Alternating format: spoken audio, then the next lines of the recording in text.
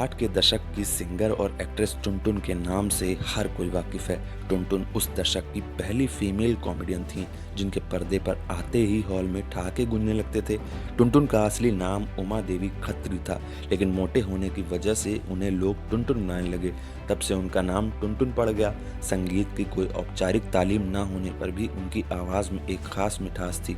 उनके संगीत पर नूरजहां और शमशाद बेगम का प्रभाव साफ नजर आता था। टुनटुन को बचपन से ही गाना गाने का बहुत शौक था। वो अक्सर रेडियो से गाने सुनकर उसका रियाज किया करती थीं।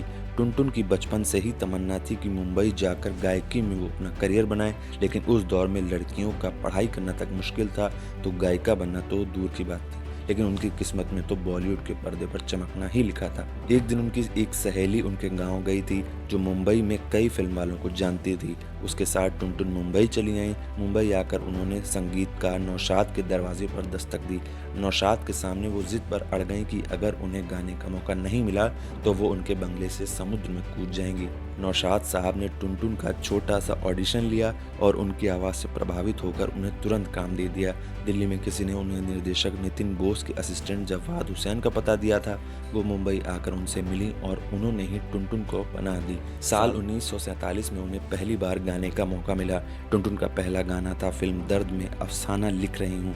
ये गाना सुपर हिट हुआ और टुनटुन की किस्मत चमक उठी। टुनटुन का ये गाना एक पाकिस्तानी अख्तर अब्बास काजी को इतना पसंद आया कि वो अपना मुल्क छोड़कर भारत आ गए और टुनटुन से शादी कर ली। अख्तर टुनटुन के पुराने जानने वाले थे। इसके बाद तो टुनटुन ने लगातार करीब 45 गाने गाए, लेकिन प्रेग्नेंट होने और कुछ घरेलू जिम्मेदारियों के चलते उन्हें फिल्मों से ब्रेक लेना पड़ा। टुनटुन के पति अख्तर नौकरी करते थे, लेकिन परिवार बढ़ने के साथ सैलरी कम पड़ने लगी।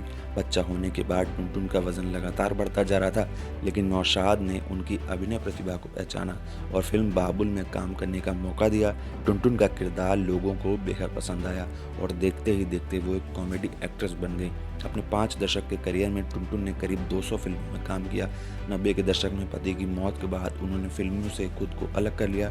उनकी मशहूर फिल्मों में आर पार प्यासा, मिस्टर एंड मिसेस 55 और मोम की गुड़िया शामिल हैं। बता दें कि टुनटुन के पेरेंट्स और भाई की हत्या जमीन विवाद में कर दी गई थी।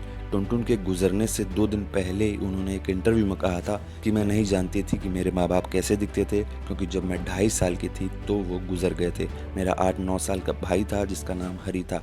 मुझे याद है हम अलीपुर में रहते थे। एक दिन मेरे भाई की भी हत्या कर दी गई, तब मैं 4-5 साल की रही होंगी।